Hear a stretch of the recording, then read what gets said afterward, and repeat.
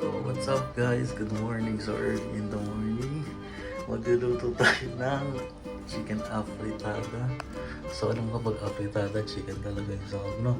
So, wala nang edit-edit, dire-diretso na. So, ayan, minarinate na natin yung chicken sa tomato sauce, soy sauce, and may konting salt and pepper. Ayan, tapos naggayat na rin tayo ng sahog, kaya carrots at patatas. Ayan. So pinagsama ko na dyan, wala na ako sa lagayan eh. So tapos ayan yung panggisa, of course, sibuyas, bawang, and the bell pepper. Nasabi nga ni Ann Curtis ay capsicum. So ayan guys, at syempre hindi mo mawala ang kape habang nagluluto. So ayan, later natin, iluluto na, minamarinate lang to at inaantay ko ang aking nanay paano ang gagawin kong next dito. So yun muna guys. Ayan guys, ngayon ay ating pipirituhin ang patatas at carrots. So kapainit muna tayo ng pan at maglalagay tayo ng oil. Konti lang. So yan guys, tutumin lang natin to hanggang maluto yung patatas at carrots. Then ano lang natin to, after maluto, ano lang, set aside lang to after. So yun muna, let's ulit. So yan guys, set aside muna yan. Then next is tutuhin ang bell pepper ulit dito. So yan, tutuhin ang bell pepper. Pause mo lang, saglit lang yan. Saglit lang dapat sa bell pepper. Then set aside again. Guys, set aside nyo si bell pepper after pituhin. Tapos gisa-gisa na dito. So yan, gisahin na ang sibuyas at bawang. Wala nang kung anong mauna-una, sabay-sabay na sila. Yan, gisa-gisa. Gisahin lang. Guys, yan, okay na yan, gisa-gisa. Tapos ilalagay na natin itong minarinate natin kanina, yung manok, ilalagay na natin dito, isasama na natin sila, i-mix-mix na. So yan guys, nahalo na natin yung manok, no? So pasubuhan mo lang yan, tapos saluin mo na, tapos timpla-timplahan mo na.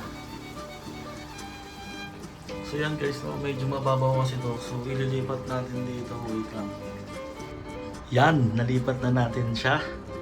So, antayin natin magsubo-subo, tapos timplahan natin mamaya kung kailangan pa ng konting tubig. Tapos yung mga seasoning mo. Guys, nagkukulo na. So, parang kulang yung sabaw. So, dagdag tayo ng kalahating cup ng tubig.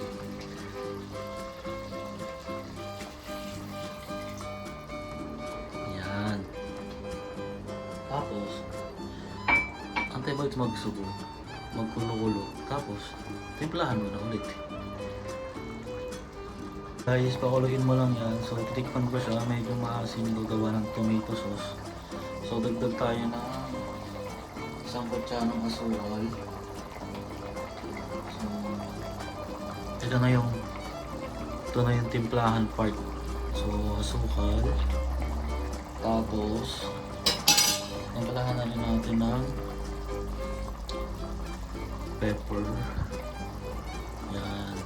Kasi okay na yung halat niya. Tapos, haluin mo lang. Yan. Halu-haluin mo. Tapos, antayin lang natin magluto yung manok. So, kailangan mapalapot natin to. So guys, dapat to, mas masarap to kung may liver spread. Kaso wala akong stock ng liver spread. So yan, ganyan lang muna tayo.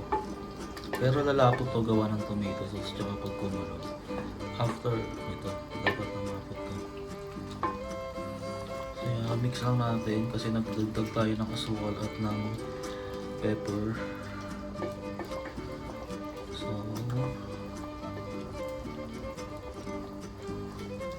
yan. Nakuloyin lang natin yan. Tapos, ayan yung mga abangers natin. After na pakuha ng chicken, dadagdag natin yan. Then, itong bell pepper ang last. So, yun muna. Balik tayo later. So guys, ayan, medyo tuyo na, no? Ayan, maghina tayo ng apoy konti. Ayan. So, ihahalo na natin ang patatas at carrots. And guys, nahalo na natin. Then, halo-haloin lang. Ayan, halo-haloin. Mix na. Ayan guys, nahalo-halo na natin dyan. Then, wait lang. Tapos, ihalo natin na ang bell pepper. So, yan guys.